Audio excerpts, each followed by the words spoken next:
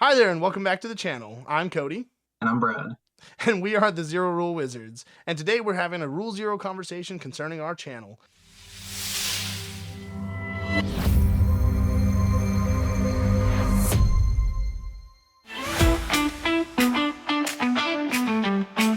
I think something kind of interesting is the idea of Rule Zero is kind of a ubiquitous concept in the Magic community, which is the conversation that happens before a game, just to set the expectations for what is going to occur in the game, what people want out of the game.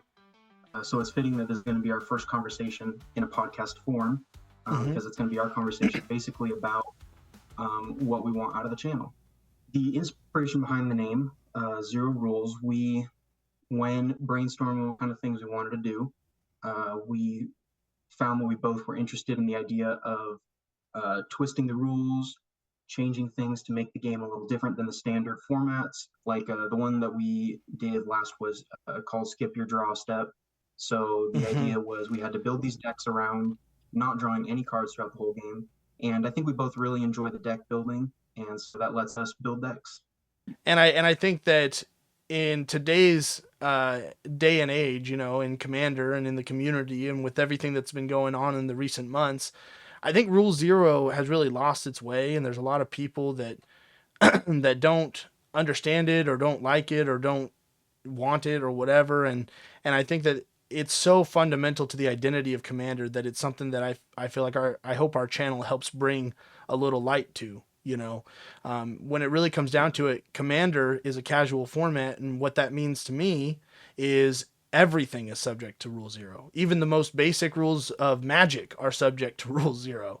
Rule Zero is especially important for us Mm-hmm. because um, we don't like to play easy. And so Yeah. once we set the power level is super important because if we're on an even playing field, then we can have an actual competitive game. But it just creates feel bads when somebody's playing strong and somebody's not. You're a lot more CEDH than I am. I've done a little bit of CDH, but I more of my friends play casual. So a lot of our games end up meeting somewhere in the middle. I think it's fair to say that our content is going to be rather diverse. I think that it's going to be pretty spread out. We're always going to be shooting for some sort of weird twist, or I think you can expect to find all sorts of stuff when it comes to Commander. And you did say you already reached out to some people. You were looking for people to collab with, Mm-hmm. um, and you want to tell me about that? I know you said a little bit about it, but Well, nothing's super concrete yet. And they were super nice about it and everything, and they said they were super open. So we might see that sometime soon, in a gameplay video or something of that nature. Do you want me to go first? Do you want to go first? you go first.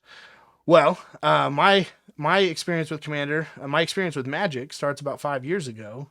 You and Ariane came out to visit, and you were like, "Hey, we play this card game called Magic." So you had me sit down and play a game, and I actually had a lot of fun. I beat you like a billion times with your own deck, and Um, I don't remember uh, that part at all. no, I think I won 3 times in a row and had never played the game before. And you were like, "Oh, okay. Well, since that's the case, you're like, let's play again." And we sat down, and immediately you just started busting out counterspell after counterspell. Like I was like, I didn't even know you could do that. I'm over here just trying to win with 1/1 tokens, and you're over here like, nope. And you were like, I think that's for me. I thought it was very interesting to me to be able to interact with somebody on their turn. And so you introduced me to Magic, and you were like, you should play. And I was like, okay, cool. And I started looking into it, and we met this guy named Nick.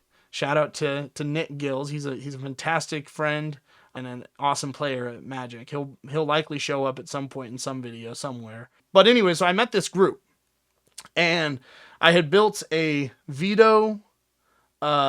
Shoot, I can't remember the full name, but he's essentially a Sanguine Bond. So I got this veto guy, and I was like, oh, that's really cool. And so I was like, I want to build a deck around him. So I had all these like crazy like 6-drop combos and stuff. Nothing like super good, just like there was this one combo where it was like Sorin Markov, and there was another card that was specific to him, but it was like if you played Sorin Markov, you could minus his planeswalker ability to make somebody's life 10, and then there was another sorcery you could play to like deal 10 damage to somebody.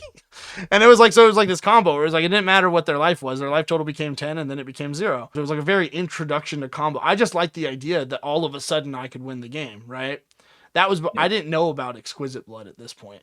Like I didn't even know the card existed. So I was doing like offshoot Exquisite Blood stuff. I think at that time the deck that I was running was Niv Mizzet, Perun, the one that combos with Curiosity. Yeah. Which is interesting because it kind of is a premonition of the direction that we both went in, because now you are very much into black and I am very much into blue and card draws. We, like a week or two before we came to visit, we had just learned what the stack was. And we're like, oh my gosh, there's this thing that's the stack, and there's priority, and there's all this stuff. And it's like, what the heck? And we go to California, and we had plans to visit so many people, and instead we stayed at your house till 3 a.m. every day for 2 weeks. Playing Commander. I was working at the post office at the time, averaging probably 80 or 90 hours a week. And so basically I wasn't sleeping. I was just working all through the day until like 9 p.m. and you'd come over at 9:30 and we'd play till I got to work at 3 or 4 a.m. But the funny thing about that too is like, that's another thing. Like I hear people sometimes go like, oh, we can't fire a game of Commander because we have 6 people or we have 5 people. And I'm like, my normal group is 6 people. And when we were playing at your house, we had like a table of like, I want to say the most we had in any given time was like 10 or 11 people playing at the same time in the same game. Why didn't it occur to us to split off into other pods? I don't know. But we 100% had that whole kitchen table, and there was like you and me. 30 to 40 minutes per cycle. There was you and me. There was Mark, who knew stuff, and he played with the CDH group, so he was like really good. And so there was all 3 of us, and then there was just like everybody else was playing because we were playing. We're like making our wives play. We're just making all of them play. And Drew's like, sure. Yeah, Drew was like, sure, I don't know what this is. And I thought for sure he'd get hooked on it. He never did. He like shows up when we need somebody to play, but he's like, he doesn't really like, he doesn't even care. But that's okay. That's all right. Shout out to Drew, because Drew's a pretty cool dude. He's a good sport. Drew's awesome. Yeah. So, but that was right around the time the first Commander Legends came out. And the craziest thing happened is I was like, I opened this box. Actually, I think I went half and half on a box with Mark. And Mark's a good friend, but I feel like I got taken advantage of as the new player who didn't know anything, because he's like, hey, so I'll like help pitch in for this box, but like just let me pick the cards that I want. And I'm like, sure. I was like, I don't know. And he like got like a Rings of Bright Hearth, and he got like a bunch of other like really expensive stuff. And I was just sort of like, oh, that's cool or whatever. Now I'm like a combo player, so I'm like, oh my gosh, that jerk. I'm just kidding. But we agreed to it. It was fine. But I ended up finding my first pet deck out of that Commander box from around when we were at your house. And that was Liesa, Shroud of Dusk. And so still play now. Which I still play now. And it's gotten better. I have since discovered Exquisite Blood, so that's a thing. But no, like I really do enjoy that deck. It's a lot of fun. Carissa's kind of taken on the Orzhov category, though. I switched over to Grixis not too long after that. But yeah, so I mean, that's kind of where my experience has been. I've been playing for 5 years, and it's been ups and downs. We talked about my love for counterspells. That came from Nick, because when I was playing Veto and I was trying to do these fun little combos, that's where I discovered how counterspells are supposed to be used. He would just counter absolutely everything. And I was like, well, you know what?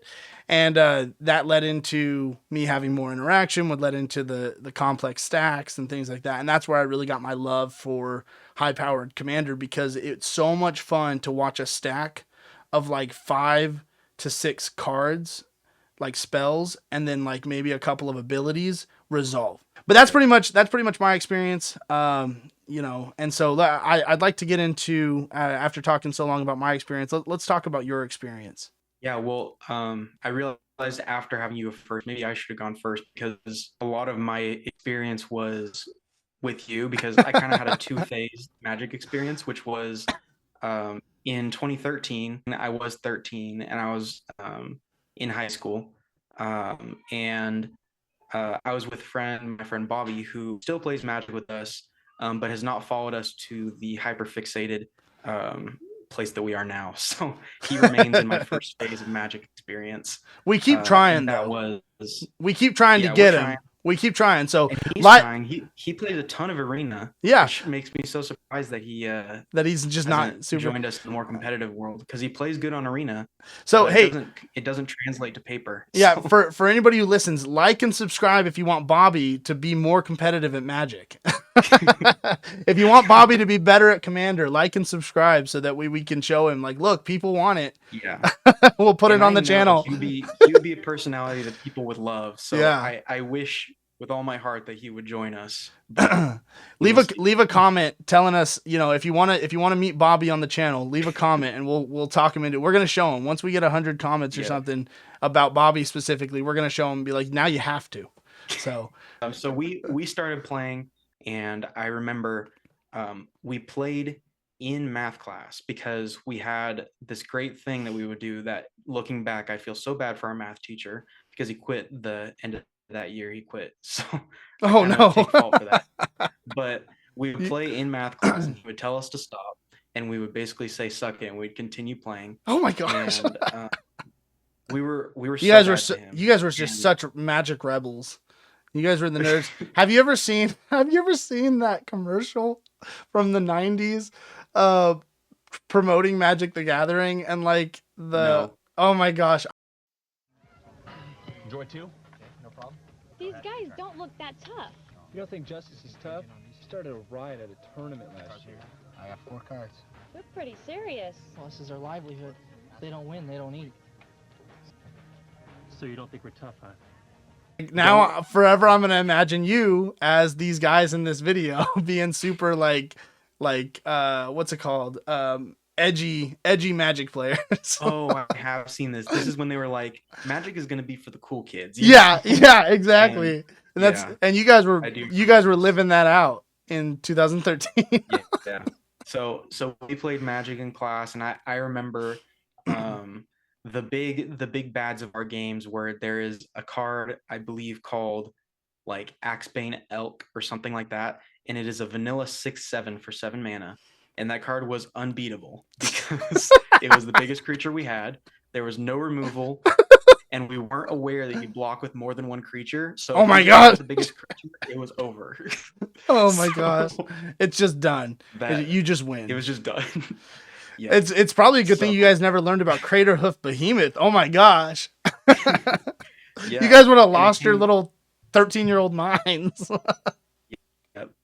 And so we played, I'd say, from about 2013 all the way up to about 2018, I would say, right around when I graduated high school. And my brother Tyler also kind of joined in on our group. Again, this is all just tabletop.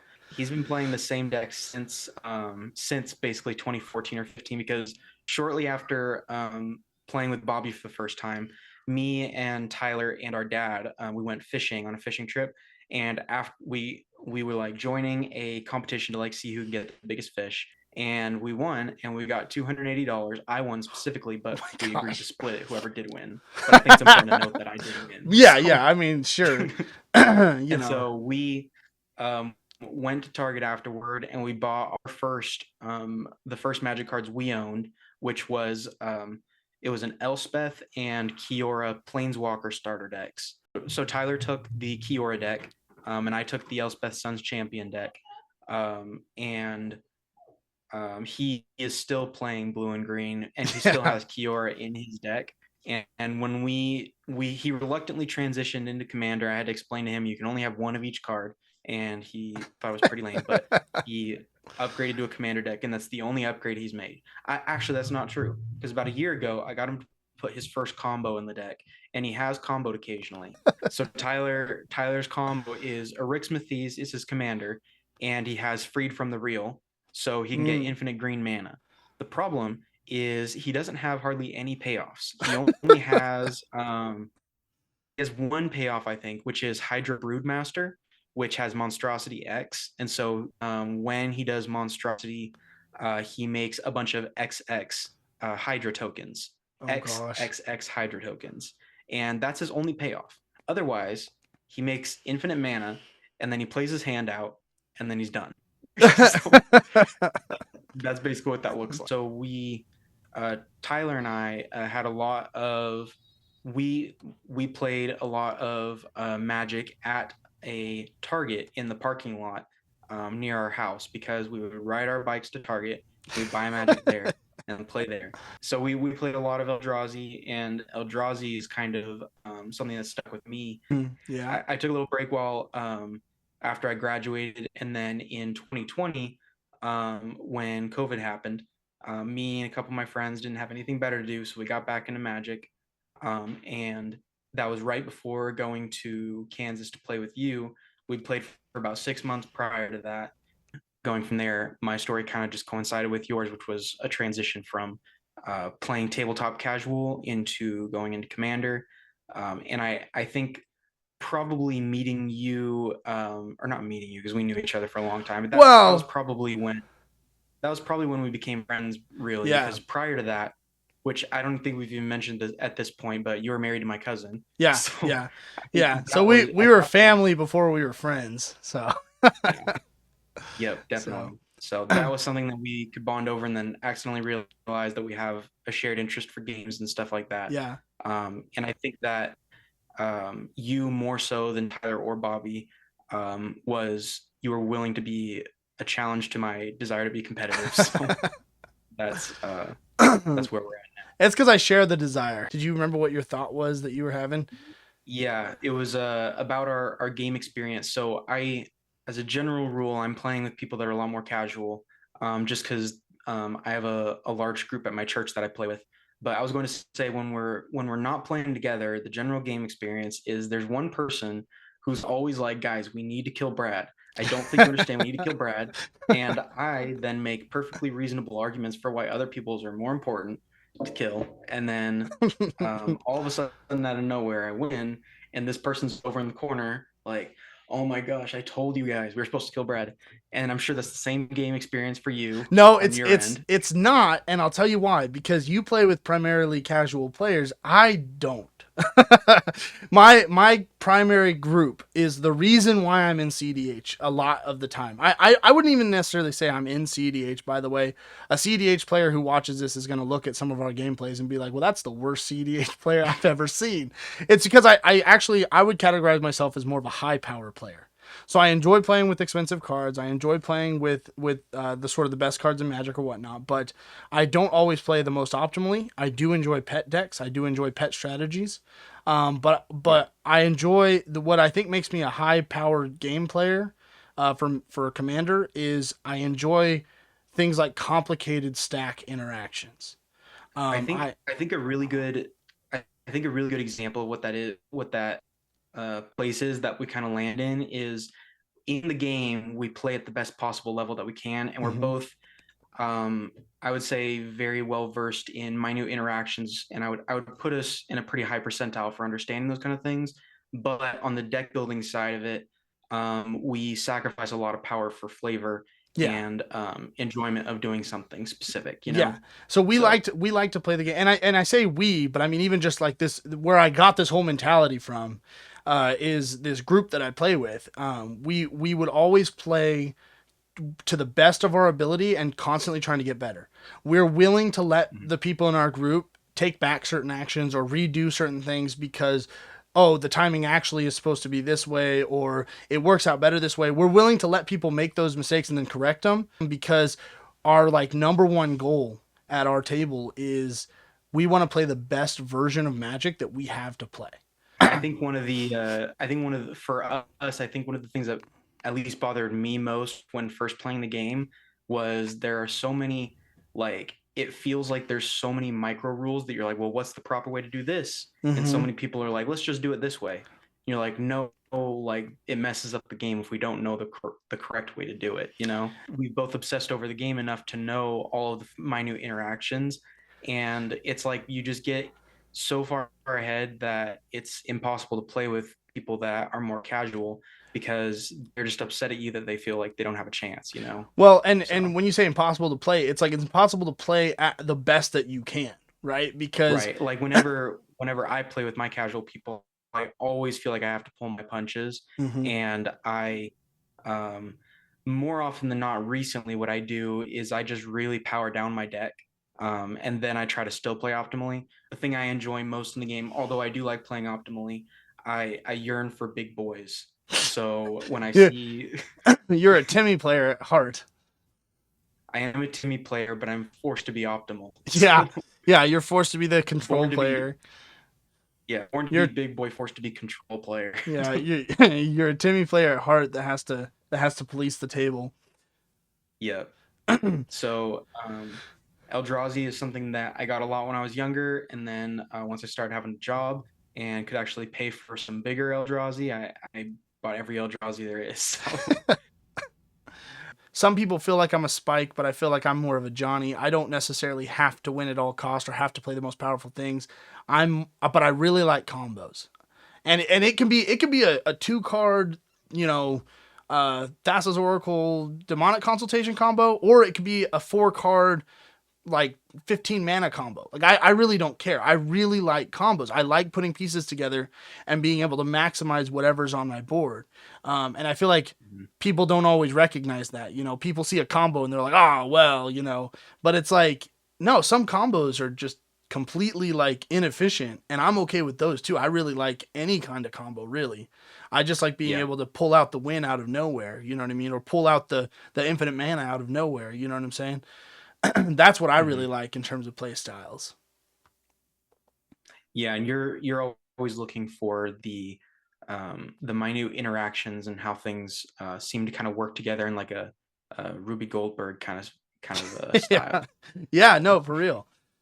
So that's, I think, and my love for the complex interactions like the stack and stuff, I think that lends itself to the combo thing, because I like to know if I do this and I do this at this particular time, then like this is how this interaction kind of plays out with this combo.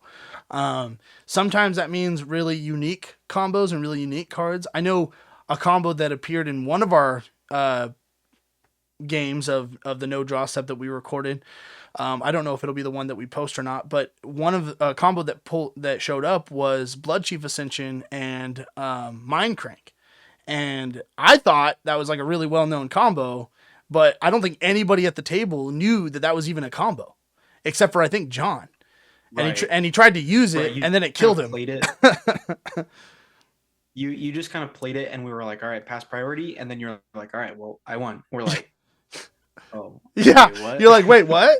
And I'm like, yeah, I won. And then, like I said, John was the only one I think that knew that was a combo, and he did something to use it.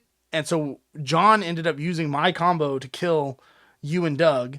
And then it went to John's turn, and I immediately used it to kill him.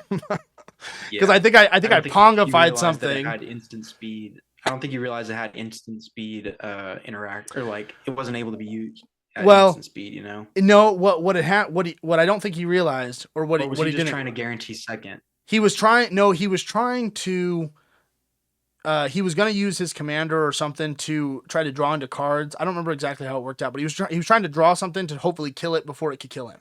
Right, that's what he was trying to do. Right, but you were able to. But in his upkeep, yeah, in his upkeep, I pongified his commander, and so the situation that I put him in is he can counter my pongify, at which point his counterspell goes to the graveyard, at which point he triggers my combo with Mind Crank and Blood Chief Ascension, or he can let his commander die, at which point it goes to the graveyard, at which point it triggers my combo. So like I forced him with a pongify, I forced him to lose the game.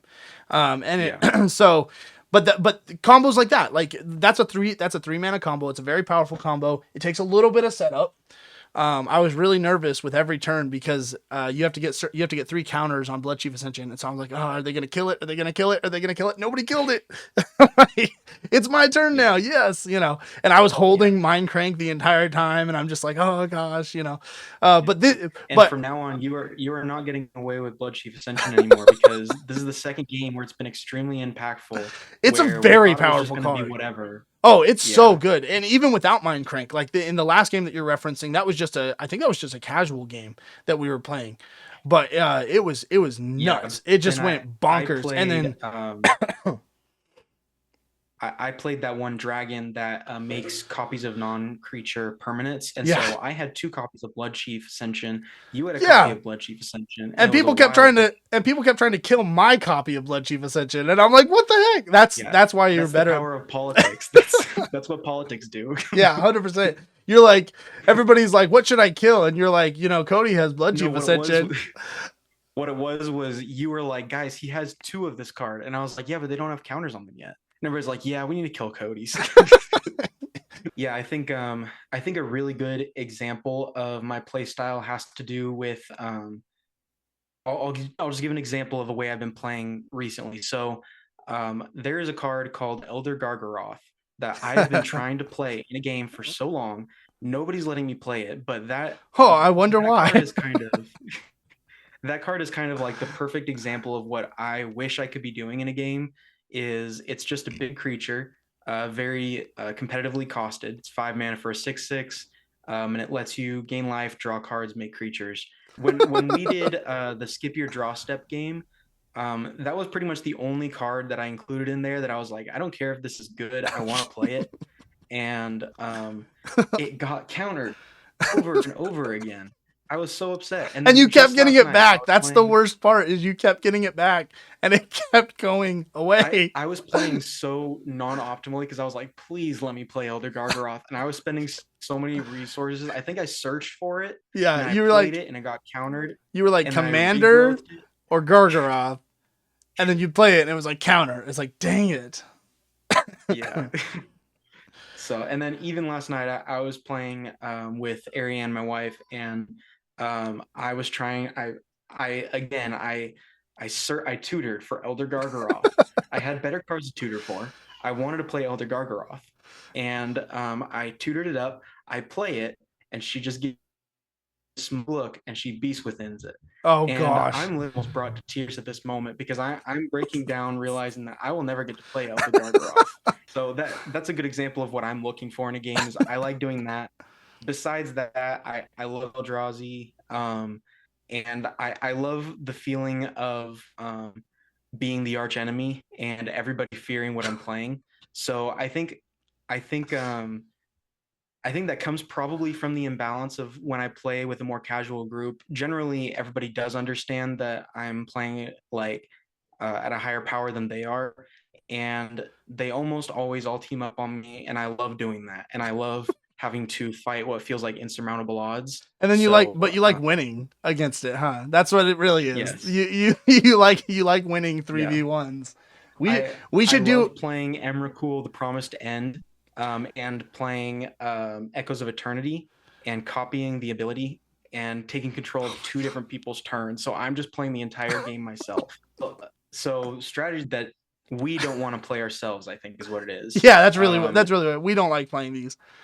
The first one that comes to mind for me, and this is just because I already graduated, I don't know why people want to do math in a game, is Orzhov.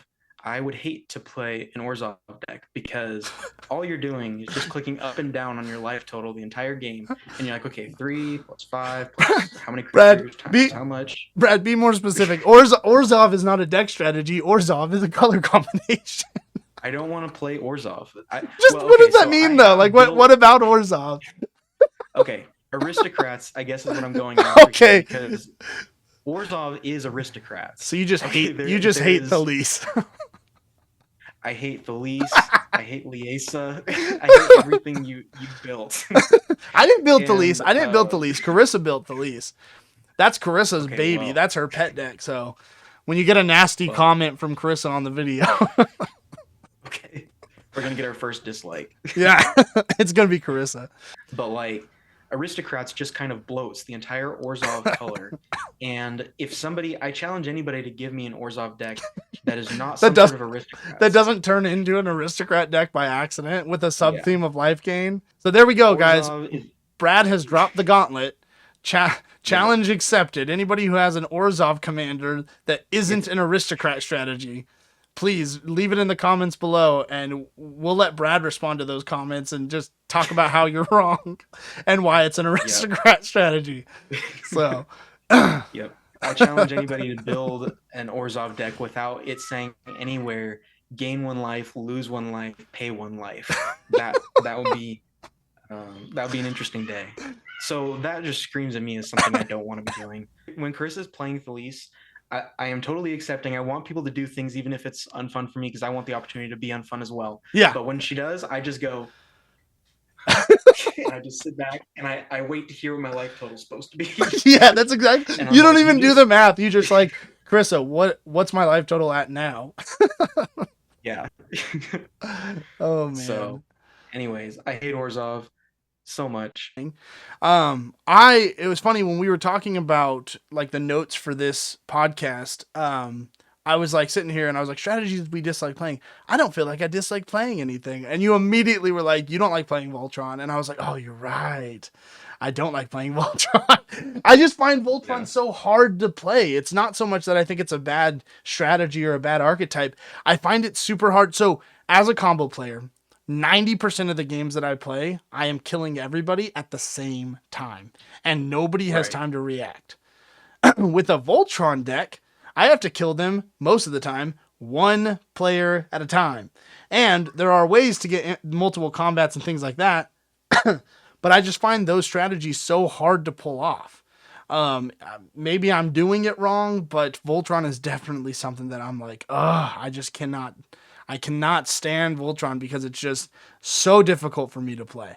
So Voltron is not my favorite. I really, really don't like Voltron as very much at all. As far as color combinations go, because you just picked a whole color combination that you don't really like, I would say that I probably care the least for Gruul, so red-green, and Boros. But yeah, no, Gruul, like red-green, is like my least favorite combination, I think. For as good as it is, I just feel like the things that red-green typically tries to do are just all counterintuitive to things that I'm trying to do as a human being.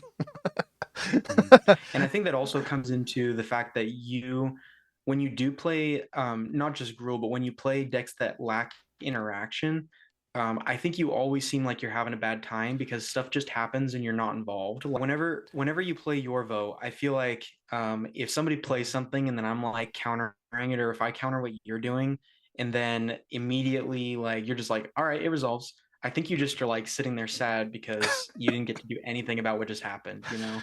And then I see you occasionally, you're like, I'm going to play Veil of Summer and I'm going to have heroic intervention. And you're like, that's my interaction. And then somebody like, I don't know, you look like you're trying to play interaction in a color combo that doesn't do interaction. Yeah, you know? I've gotten too used to the control playing side of things. Like everybody always talks about, oh, you know, I don't like being the control player. Some people like it, but everybody's always like, I don't really like being the control player. But I feel like to some small extent, it's become so integral to who you and I are, like as people, like as Magic players, that even when we're like, oh, I'm so relieved that I don't have to be the control player, a part of us is like, but then who's going to be the control player? It's like nuclear deterrence. It's like if there's only one person with control, there's nobody to stop. Yeah, exactly. So I really want to give this at least a year to see how it comes out. I think that we both of us, when we do things, we want to at least put a decent amount of like effort into it and actually give it a fair chance. And I know that if you do YouTube for 1 month to 2 months, you release 3 videos and you're done. It's kind of, honestly, you know, kind of weak, kind of embarrassing. So don't want to get defeated in that way. I would rather do an abundance of content.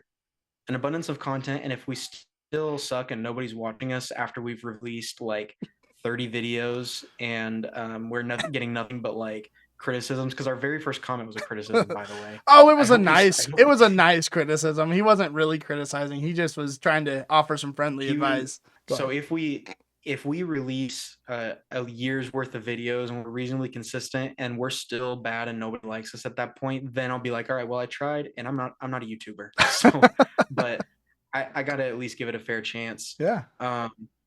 probably one goal that I have that is probably more a goal that I'm bringing to the table is I want Magic cards to be a write-off because I'm a big numbers guy, and We had my day job revolves around a lot of like money stuff is my day job, yeah. and I would just love to be able to tell my wife like I need to go buy some stuff for work and it's a business expense, and then she's like, well, what is it? Oh, it's Innistrad Remastered. I think I share that goal to some small extent. We already, every time we get together, it doesn't really matter what time of year it is. Every time we get together, we buy the most recent box, and we just end up splitting the cards, and that's always a lot of fun. I'm hoping to do some of that stuff on the channel so people can see the kind of fun that we have doing that. We've been doing that for years now. But to be able to do that and to be able to justify it to our wives and say like, hey, so we're spending $300, but it's okay. Yeah, it's a tax write-off, which of course means we have to make $300 that year. So, yeah, that's fair. So I think we get monetized at 1,000 subscribers. So if we can get to 1,000 subscribers and start making a little bit of money, I don't care if this. I don't need this to make a lot of money. I just need it to make enough that we can buy Magic cards. You know. Didn't you mention in one of our behind the scenes talks during one of our games? Didn't you mention that another goal that you have is to make it as hard on me as possible in post? Yes. Yes. I since I am not doing the editing, I have no problem just saying, hey, cut right here. Let's just say this real quick. All right, uncut. Oh, wait, cut. Go back. Okay, yeah. All right, uncut.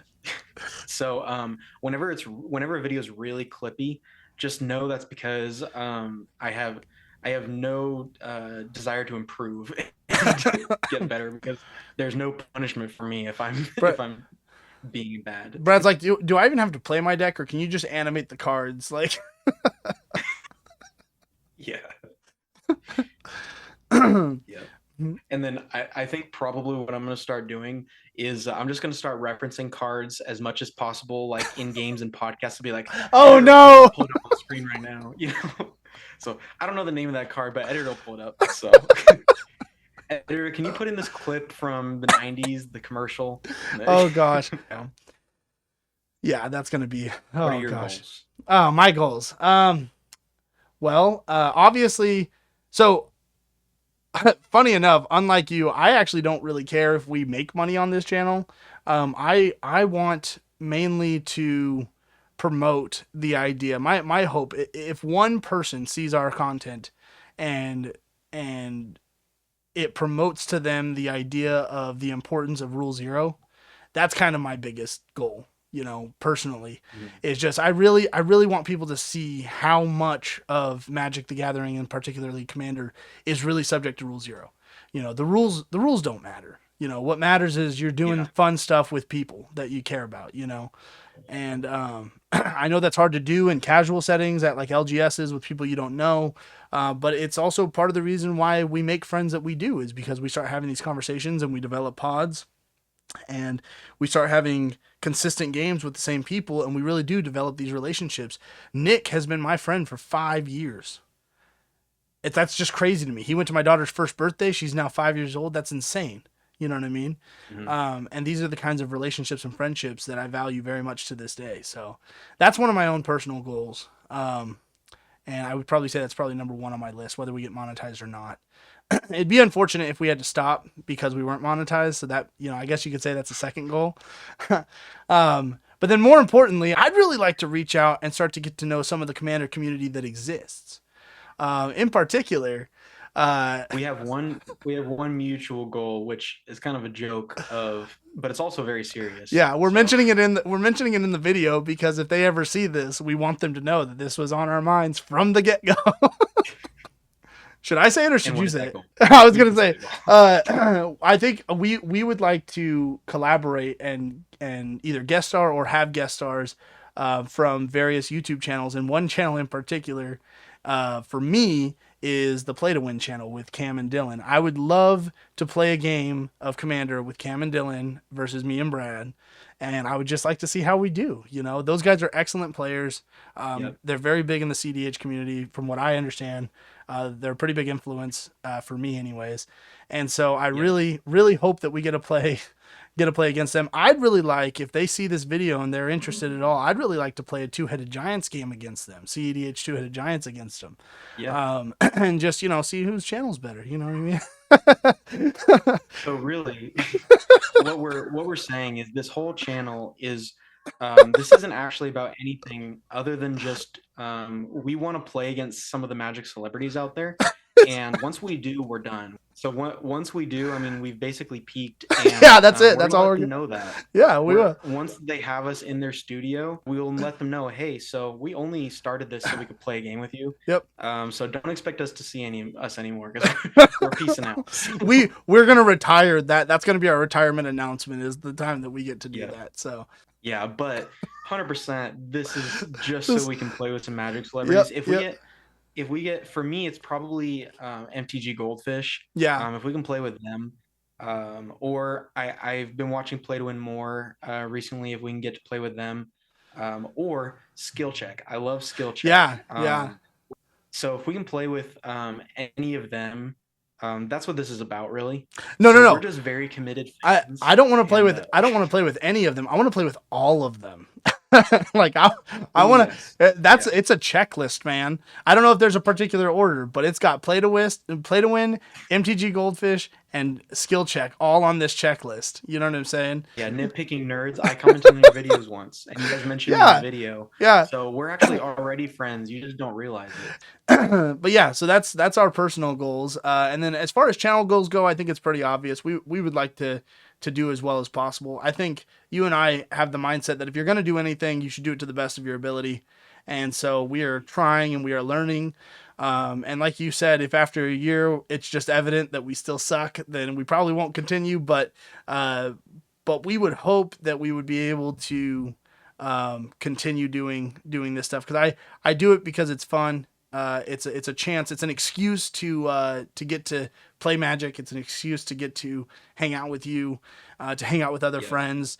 Even just the other day, like we released a video about a week ago now, where Carissa goes over her Thalys deck, and it's like that was a reason for me and Carissa to sit down and talk about Magic, which was really cool. You know what I'm saying? So there's a lot of cool stuff that's coming out of this whole YouTube thing. But I think as far as channel goals go, naturally we would like to see our channel succeed and grow and make friends and live life and learn, all the good stuff. Thanks so much for hanging out with Brad and me as we dive into the heart of what this channel is all about. If you're new here, be sure to hit that subscribe button so you don't miss out on all the upcoming content. Also, feel free to drop a comment below letting us know what you'd like to see next, or just to share your own Magic stories. We'd love to hear from you. Until next time, keep slinging spells and making magic. And remember, Rule 0 is very simple. It's all about playing the game the way you enjoy it.